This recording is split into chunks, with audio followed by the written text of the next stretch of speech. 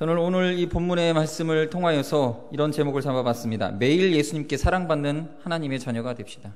매일 예수님께 사랑받는 하나님의 자녀가 됩시다. 저는 지난 한 주간 동안 이 한 가지 단어에 계속 마음이 꽂혀서 묵상하고 있었습니다. 그것이 무엇이냐? 사랑이라는 것입니다. 사랑. 제가 한 주간 살면서 정말 이 사랑과 제가 사역하는 이 삶과 제 정체성에 대해서 굉장히 많이 고민을 하는 그런 한 주였습니다. 그런데 하나님께서 오늘 본문의 말씀을 통해서 말씀을 전할 기회를 주셨고, 이 말씀을 듣는 우리 성도님들께서는 혹 천 목사가 지금 저 설교하면서 하는 말이 나 들으라고 하는 소리인가, 그렇게 느껴지신다면 그렇게 들으셨으면 좋겠습니다. 여러분, 내가 여러분 들으라고 하는 그런 이제 말이라고 생각하시는 게 유익할 것입니다. 제가 이렇게 설교하는 것이 저거 나를 표적 설교하는 거구나, 나를 노려보고 나에게 뭐라고 하려고 하는 거구나 라고 느끼신다면 그렇게 되었으면 좋겠습니다. 아멘.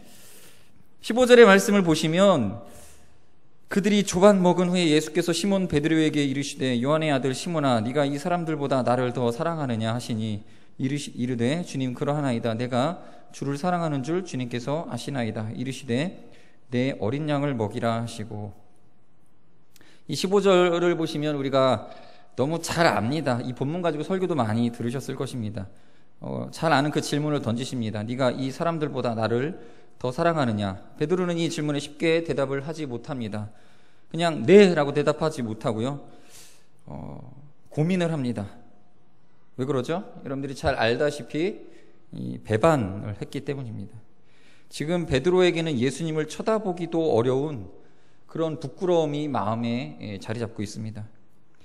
그래서 우리가 잘 아는 바대로 헬라어 원문을 가지고 이 본문을 해석을 할 때 이렇게 하죠. 첫 번째와 두 번째에서 나오는 네가 날 더 사랑하느냐. 제가 오늘 설교하는데요, 예전에는 이렇게 3대지 한 3개 정도 대지 잡아갖고 설교를 했는데 오늘은 한 가지로 하려고 합니다. 한 가지로 쭉 나갈 거예요. 이렇게 이해하시면 되겠습니다. 하여튼 첫 번째와 두 번째, 네가 날 더 사랑하느냐, 네가 날 더 사랑하느냐라는 질문에 나오는 원어, 그래서 원어를 아가페, 우리가 아는 그 아가파오라고 하는 단어를 써서 예수님이 이렇게 질문하셨다라고 생각을 하죠. 네가 나를 이 절대적인 사랑으로, 신적 사랑으로 사랑하느냐.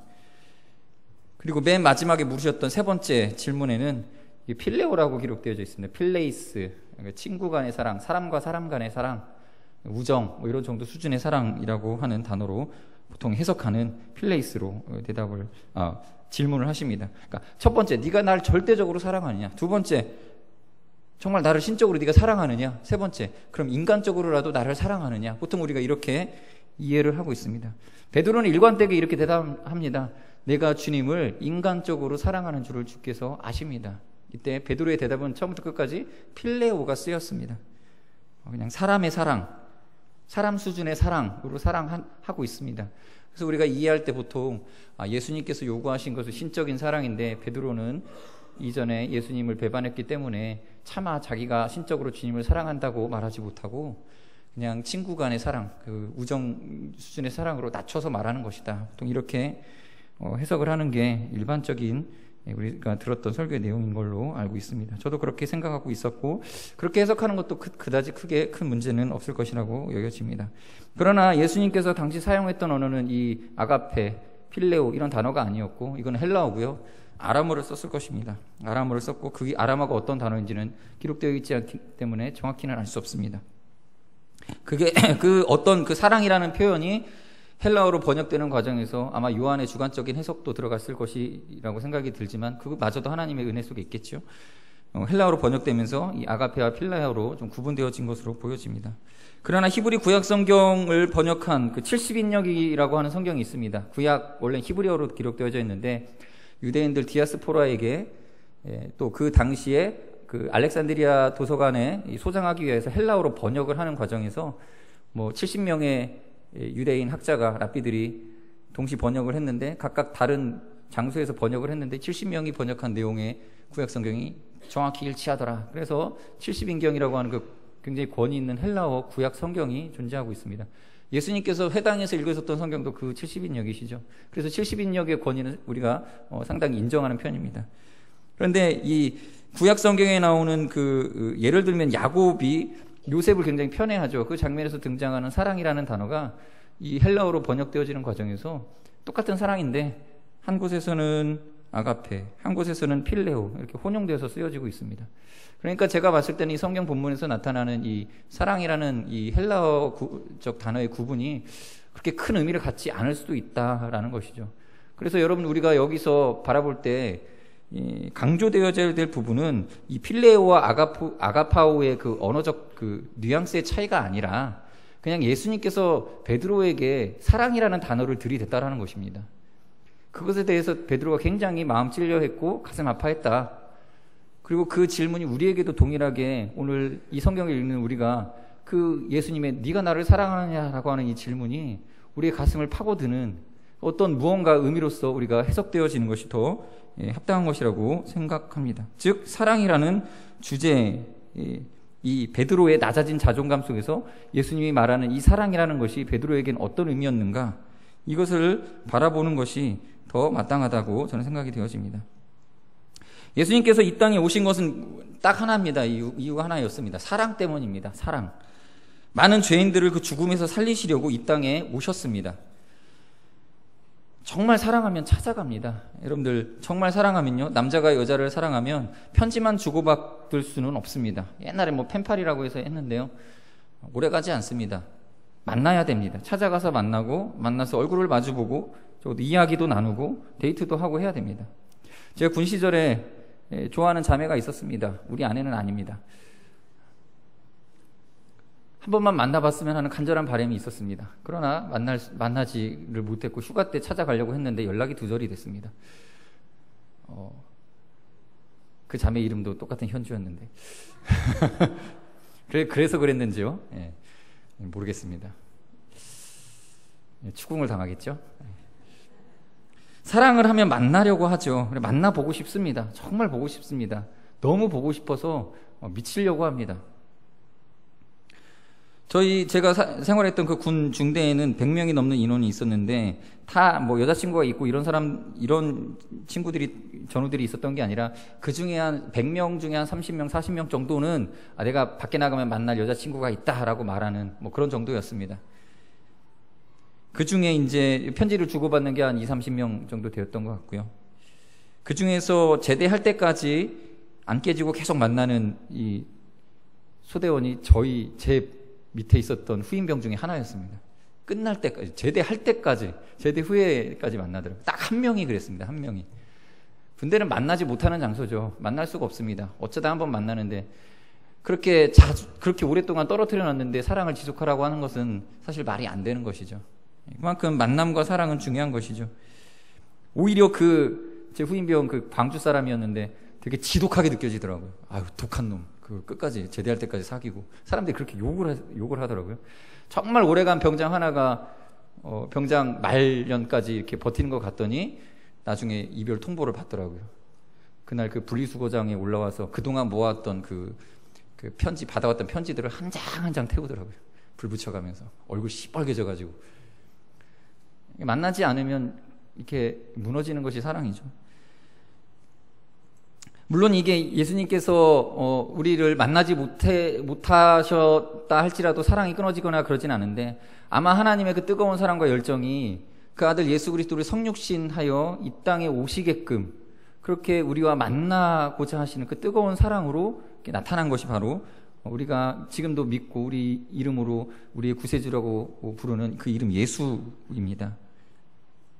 예수님께서는 우리를 너무나 사랑하셨기 때문에 예수님이 이 땅에 사람으로 오신다는 것 자체가 너무나 큰 불합리이고 또 하나님의 너무나 큰 그 낮아지심이시고 또 이 육신의 모든 고통받음을 감수하셔야만 가능한 그것인 것입니다. 임마누엘이라고 합니다. 그래서 이 땅에 오셔서 모든 병든 것을 고치시고 귀신 들린 자를 다 치료하시고 여러 절망적인 인생에 놓여있는 사람들에게 소망을 주셨습니다. 제가 하는 말이 무슨 추상적인 얘기가 아니라 정말 구체적인 이야기입니다. 이 모든 사역을 한 단어로 아우르자면 이게 사랑하러 오셨다라는 것입니다. 아닙니까? 고치러 오셨습니까? 아니죠. 사랑하러 오셨습니다. 기계를 고치듯 고친 게 아니라 사랑하는 인격적 존재를 그 사랑을 표현하셔서 생명을 주시려고 이 땅에 오신 것입니다. 예수님은 매우 기뻐하셨습니다. 어떤 걸 기뻐하셨습니까? 사람들을 만나고 찾아가서 말씀 들려주시고 가르쳐주시고 병 고쳐주시는 것을 기뻐하셨습니다. 그것을 정말 즐거워서 즐겁게 행하셨습니다. 제자들을 세우셔가지고는 그 제자들과는 더욱더 깊은 교제, 자기가 고치고 행하고 말씀 전하는 모든 것을 옆에서 가까이 지켜보게끔 하심으로써 깊은 교제와 교감을 나누시기를 기뻐하셨습니다. 이게 사랑하심이었습니다. 우리 성경에는 아주 잘 표현되어 있지 않은 것 같습니다. 그러나 아마 이 베드로와 예수님과의 관계는 우리가 생각했던 것 이상으로 매우 끈끈했을 것입니다. 성경을 잘 살펴보시면 예수님께서 어떻게 행하십니까? 병든 자 하나를 고치시더라도 직접 찾아가셔서 어떻게든 가셔서 어루만져 주시고 또 목소리를 들려주시고 대화 나누어 주심으로써 고쳐주셨습니다. 하나님이시고 아들 예수님이시기 때문에 어떤 백부장의 말처럼 그냥 말씀만 하옵소서 그럼 종이 내가 오라고 하면 오고 가라고 하면 가는 것처럼 그렇게 말씀만 하시면 나을 줄도 믿습니다. 물론 그렇게도 하실 수 있지만 예수님께서는 그 전에 먼저 다가가려 하셨고 나아가셨습니다. 그 세자들, 그 모든 병고침의 은혜를 입었던 사람들이 병고침을 받기 전에 먼저 경험한 것이 바로 예수님의 목소리였고 예수님의 눈빛이었고 그 만져주신 손길이었고 사랑이었다라는 것입니다. 그러니까 이 병고침 받은 사람들은 정말 하나님을 어떻게 느꼈습니까? 나를 사랑하시는 사람으로 느꼈다라는 것입니다. 말 그대로 사람에게 받는 사람과 사람 사이에서 우리가 정말 뜨겁고 정말 열렬하고 눈물 나게 느끼는 그 사랑으로 우리를 사랑해 주셨다는 것입니다. 아이가 엄마에게 받는 사랑, 그런 원초적인 사랑으로 사랑을 경험하게 하셨습니다. 예수님께서 어쩌면 일부러 더욱 그렇게 하신 것입니다. 이 병고침을 받기 전에 인격적인 사랑을 경험하는 것으로서 치유가 시작되어진 것입니다. 그 안에 예수님의 하나님 아들 되심을 인정함으로 그들은 예수님을 영접하였습니다. 그러자 그러니까 예수님의 그 사랑을 받아들였습니다. 그러자 생명의 이 통로가 열렸고 예수님으로부터 흘러나온 생명이 그 안에 들어갔다라는 것입니다. 이게 당연한 것입니다. 은혜는 자녀에게 베풀어지는 것이기 때문입니다. 하나님께서 우리를 자녀로 사랑하시는데 우리를 자녀로 여겨주셔서 은혜를 주신 것입니다. 여러분, 우리가 사랑 받으셨습니까? 여러분, 믿음이 있으십니까? 하나님 자녀 되었다라는 증거고 자녀이기 때문에 사랑받았다는 증거인 것입니다. 무슨 말인지 잘 이해 안 되십니까? 예수님께서는 이렇게 말씀하십니다. 자녀들의 떡을 취하여 개들에게 던짐이 마땅하지 않다. 그거 맞습니다. 예수님께서는 자녀 외에 다른 것들에게 은혜 베푸시는 것을 합당하게 여기지 않으셨습니다. 즉 우리가 예수님으로부터 사랑을 공급받고 예수님과의 어떤 인격적 커넥션을 형성하고 있다는 것은 우리가 하나님 자녀라는 증거인 것입니다. 그래서 우리가 그것을 인증하고 그것을 표시하는 방법 딱 하나로 나타나는 것이죠. 우리가 예수님을 믿는 것이에요. 예수님을 믿는 자는 하나님의 자녀인 것입니다. 그것 외에는 다른 것으로 이 자녀됨을 증거할 수가 없습니다. 그렇다면 그 믿음은 우리가 하나님께 사랑받았다라는 또 다른 증거인 것이죠. 여러분 믿고 계시다면 자녀이기 때문이라는 것입니다. 여러분 자녀 맞습니까? 이를 확인해 줄 수 있는 것은 여러분이 예수님을 하나님의 아들로 믿는 것, 그걸 믿느냐는 것입니다. 제가 아기가 둘입니다. 저는 정말 둘 다 사랑합니다. 둘 다 사랑하죠. 그런데 어쩌다 보니 한 녀석과 좀 더 친해졌고 그래서 그런지 한 녀석과는 좀 덜 친하다. 이게 굉장히 부정적인 표현이 됐는데요. 그런 게 아닌데 아무튼 한 녀석과는 좀 덜 친할 수밖에 없는 것 아니겠습니까? 둘이 있으면 하나 이렇게 차이가 나면 한 녀석은 키 큰 아이라고 말할 수 있고 한 녀석은 키가 작다 이렇게 표현할 수밖에 없는 거 아닙니까? 그런 것처럼 좀 차이가 났어요. 근데 쉬는 날 언제 하루였는지 제 기억이 정확히 지난주였던 것 같은데 아내가 잠시 화장실을 간 사이에 제가 애 둘을 다 이렇게 보듬어 안고 있어야 될 상황이었어요. 데리고 있어야 됐었습니다. 근데 한 아이 그 좀 덜 친한 녀석이 울기 시작하더라고요. 얘가 심심한가? 장난감 가서 이렇게 달래줘 보기. 심심한 게 아닌가? 배고픈가 보다. 하고 분유를 먹여서 이렇게 분유를 타서 이렇게 입에다 넣어줘 보고. 분유를 먹어도 이제 엄마 먹지도 않다가 또 울어요. 기저귀가 젖어서 그런가? 기저귀 또 갈아줘 보고. 그러다가 또 들쳐 안아보고. 근데 계속 우는 걸 또 그치질 않는 거예요. 그래서 뭐가 좀 아픈가? 막 체온 재보고. 근데 계속 울어요. 근데 언제 울음이 그쳤는지 아십니까? 아내가 화장실에서 나왔어요. 그러니까 끝이더라고요. 엄마를 보더니 울음을 그치고 엄마 품에 안겼습니다. 그때 제가 뭘 느꼈겠습니까? 섭섭하죠. 생각해 보니까 내가 뭐 잘못한 건 아니었던 것 같아요. 제가 뭐 잘못한 건 아니잖아요. 그렇죠? 문제가 뭐냐면 내가 그 아이에게는 엄마가 아니기 때문이었어요. 엄마가 아니라는 거예요. 우리 첫째 딸에게 필요했던 것은, 우리 첫 양이 필요했던 것은 그 순간에 그 무엇도 아니고 그냥 엄마라고 하는 인격적 대상이었습니다. 절대적인 사랑의 대상이 없었기 때문이었던 것입니다. 이게 앞서 말씀드린 것처럼 제 잘못이 아니에요. 그 순간 제가 단지 엄마가 아니었을 뿐입니다. 그래서 애가 울음을 그치지 못했던 것이에요.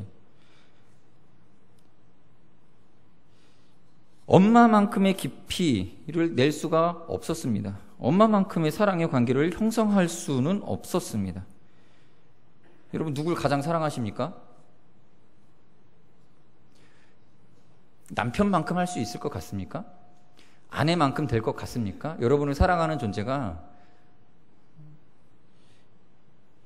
그것을 대체할 만한 대상이 없습니다. 요즘은 그래도 제가 많이 애써서 제가 앉아있으면 이 첫째 아이가 와서 안겨서 앉습니다. 앞선 이야기만 딱 봤을 때 뭔가 문제가 있는 것처럼 보이시겠지만 그 순간에는 엄마가 필요했던 것이고요. 뭐 엄마가 없으니까 괜히 또 애달아지잖아요. 그러니까 찾았던 것이고, 또 평상시에는 또 제가 앉아있으면 제 무릎에 와서 앉습니다. 그리고 막 발 동동거리면서 자기 장난감 갖고 놀고 옆에 붙어있는 걸 되게 좋아해요. 저도 아빠로서의 존재를 인정받고 싶습니다. 그래서 열심히 노력하고 있죠. 우리는 모든 인간관계를 규정할 때 기준이 되는 것은 딱 하나입니다. 바로 사랑입니다. 사랑. 아빠는 아빠로서의 위치에서 어떤 아빠로서의 사랑을 베풀고 있는가?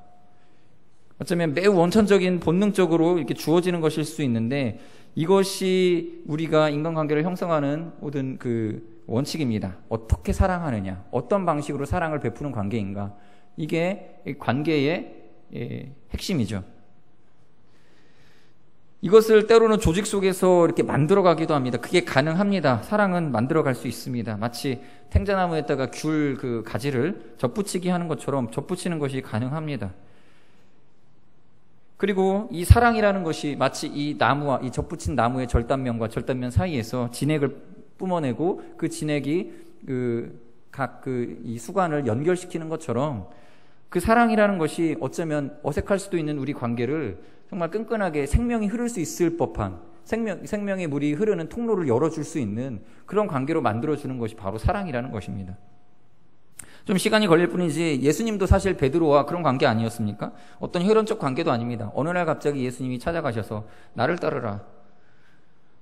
베드로가 물고기와 그물을 버리고 따라갔습니다. 그리고 그 인생의 송두리째 그 3년에 변화가 되어졌습니다. 예수님의 사랑의 크기가 이만큼 강력하고 컸기 때문입니다. 여러분, 우리는 예수님과의 사랑으로 하나 되어지고 접붙임 바가 된 후에 예수님의 생명이 우리 안에 들어오게 되는 것을 경험하고 살아갑니다. 즉, 모든 질병을 치유하는 첫 단계가 바로 하나님을 인격적인 사랑의 대상으로 받아들이는 받은 그 수혜자들처럼 그렇게 예수님을 먼저 사랑하고 그 관계 속에서 예수님이 생명을 불어넣어 주시니까 모든 고통과 질병과 죽음을 불러일으키는 것들이 그 안에서 물러나기 시작한 것이죠. 그래서 고쳐진 것입니다. 여러분, 이 공동체에서 자랑 삼고 우리가 정말 자존감을 형성하고 있는 것이 여러분 예수님 사랑함에 있는지, 여러분 예수님 사랑하십니까? 예수님과 사랑하고 계십니까? 아니면 단지 교회에서 일종의 직분을 맡아서 일하고 있고 또 어떤 일에 전문적인 능력을 가지고 있어서 나 아니면 그 일을 대신할 수 없는 특별한 위치를 우리가 가지하고 있는 것으로서 이 성도로서의 자존감을 유지하고 계시는 건 아닙니까? 저 같은 경우는 제가 목사니까, 아이언교회 그래도 부목사니까 가끔 이렇게 설교하면서 설교를 통해 신앙을 내비치고, 마치 신앙이 우리 앉아있는 성도님들보다는 좀 뭔가 더 알고 더 배웠기 때문에 앞에 서 있는 것처럼 이것으로서 내 존재감을 제가 인정받고 있다면, 오늘 이 본문에서 베드로가 예수님에게 이런 질문을 받았죠. 네가 이 모든 것보다 나를 더 사랑하느냐? 이 질문 예수님께 제가 받으면요, 저도 대답 못할 수 있습니다. 이 함정에 빠져서 우리는 많이 혼동 속에 살아가고 있습니다. 예수님을 사랑하는 척하면서 예수 믿는 사람들 속에 섞여서 티격태격 하는 것만으로도 안도감 느끼고 내가 신앙이 있다라고 증거할 수 있다고 믿고 있습니다. 마태복음 7장 22절, 23절 말씀해 보시면 이렇게 기록되어져 있습니다. 저는 이 말씀이 우리 마음에 늘 두려움으로 존재해야 된다고 믿습니다. 다 같이 읽어보겠습니다. 시작. 그날에 많은 사람이 나더러 이르되 주여 주여 우리가 주의 이름으로 선지자 노릇하며 주의 이름으로 귀신을 쫓아내며 주의 이름으로 많은 권능을 행하지 아니하였나이까 하리니 그때 내가 저희에게 밝히 말하되 내가 너희를 도무지 알지 못하니 불법을 행하는 자들아 내게서 떠나가라 하리라. 예수님께서 생명을 사랑으로 공급해 주셨을 때 맺어야 될 열매는 동일한 열매죠. 예수님께서 사랑하신 것과 같은 그 십자가 사랑의 열매를 맺어야 되는데 단지 눈에 보이는 어떠한 능력과 귀신 쫓아내고 권능을 행하는 것으로 자신의 열매를 믿고 있었던 사람들은 나중에 크게 깜짝 놀랄 일이 벌어집니다.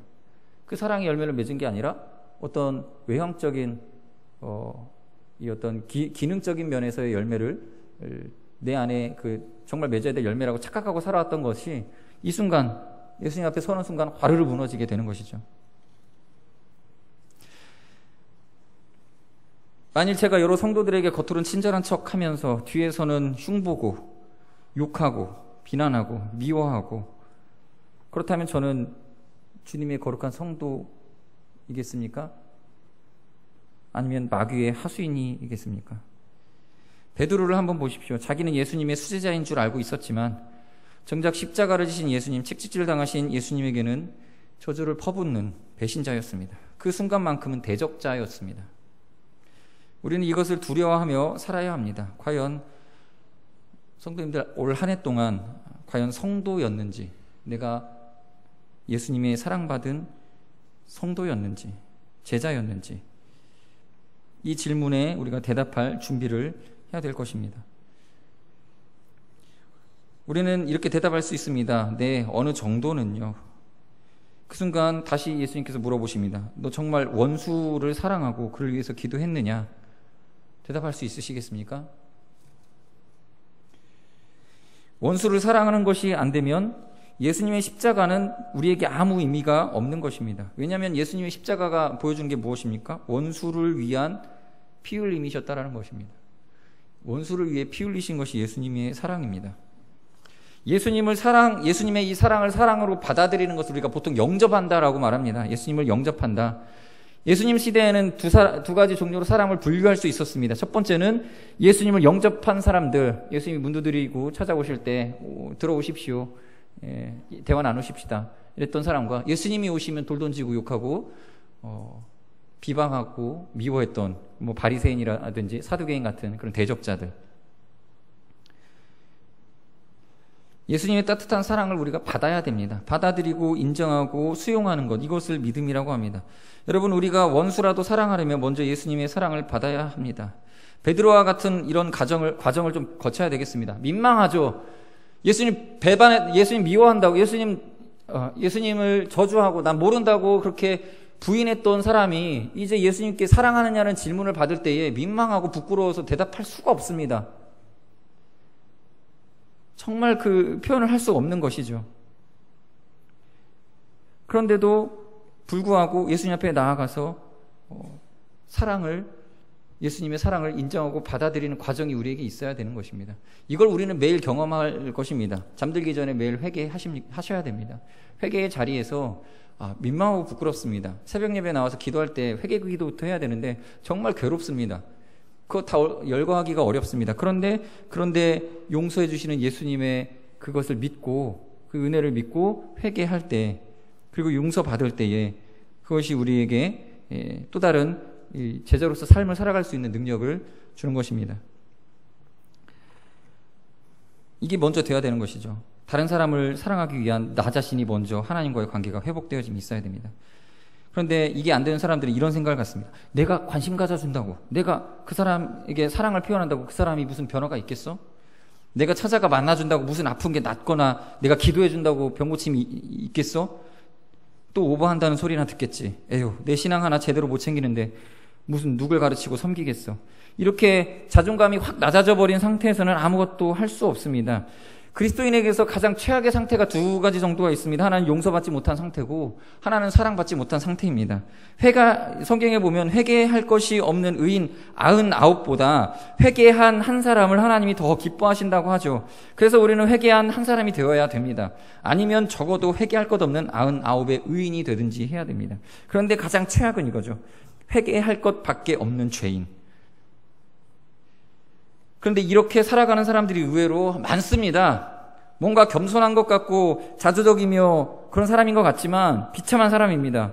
이런 사람에게서 여러분들이 사랑받기를 기대한다면 오히려 큰 상처만 받게 될 것입니다. 예를 들면 이런 사람입니다. 교회를 잘 다니다가요, 자기가 뭔가 좀 잘못을 했습니다. 자신이 잘못하는 것들이 반복되다 보니까 내가 교회 다니면 하나님 영광 다 가리게 될 거야. 나 같은 사람은 교회 안 나가는 게 좋아. 이런 마음으로 신앙생활을 중단한 사람들이죠. 또 비슷한 게 이 반성을 하고 있지만 용서받지 못한 그런 사람들입니다. 늘 반성하는 삶을 사는데 용서받은 자로서 그것을 떨쳐낸 삶을 살지 못하고 늘 죄의식 속에 사는 사람, 이런 사람이 성경에서는 가장 최악의 종류라고 볼 수 있겠습니다. 우울증 환자, 늘 우울하고 늘 죄책감 속에 빠져 있고. 그런데 이런 자들이 우리 믿는 사람들 속에 의외로 많다는 것입니다. 그래서 같이 있으면 메마름을 느낍니다. 분위기가 거칠어집니다. 여러분, 회개해야 됩니다. 민망하지만 부끄럽지만 회개하고 사랑의 확신 속에 살아가야 되는 것이죠.